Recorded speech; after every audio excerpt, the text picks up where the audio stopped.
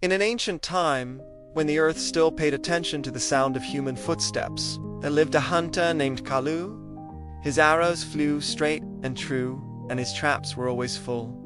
But Kalu's ambition was a fire that could not be quenched. One morning, as the first light touched the village, his wife, Nala, watched him prepare. "Kalu," she pleaded, "our store is full. You hunted just yesterday." He smiled, the pride evident in his voice. "Full is never enough, my dear. The forest is vast, and my skill is great." Nala's voice was laced with worry. "The forest gives, but it also remembers. Take only what you need." Kalu simply laughed, dismissing her words as children's tales. "I'll be back by sunset," he promised, and vanished into the trees. Kalu entered the deep woods, not with the humble heart of one asking for a gift, but with a relentless hunger. One after another, his arrows found their mark. With each animal that fell, his excitement grew. "Just one more," he whispered to himself.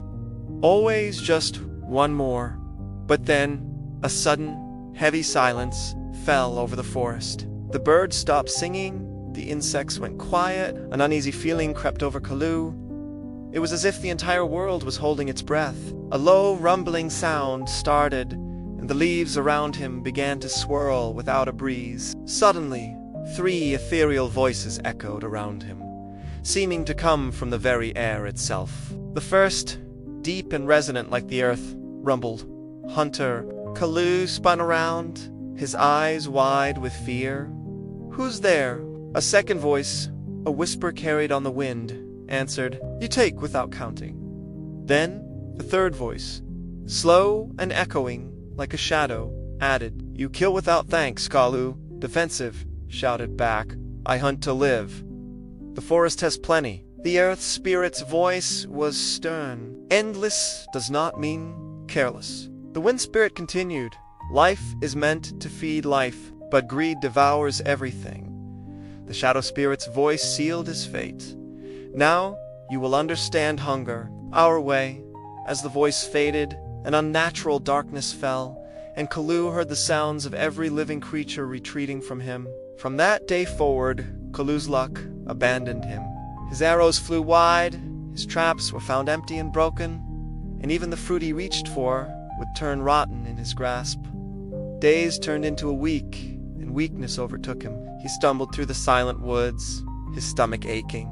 "Forest, forgive me," he rasped, but his only answer was silence. He finally dragged himself back to the village, collapsing at the entrance. The elder Okon looked at the troubled sky and said, "The spirits are angry. Someone has broken the sacred balance." Kalu, tears streaming down his face, confessed, "It was me. I was greedy. I forgot what it means to have enough." The elder knelt beside him. "Then you must return what you took not with your hands, but with your heart." That night, guided by the elders, Kalu returned to the heart of the forest. He built a small fire and knelt before it, no longer a hunter, but a humble man begging for mercy. "I swear," he called out to the spirits, "I will only take what I need from this day forward. I will teach my children and my village to do the same. Please, spare the forest and spare my people." A long, tense silence followed. Then a gentle wind began to rise, and the voices returned, softer this time. "Balance is restored by action, not just words," said the earth spirit. "Remember this, hunger?"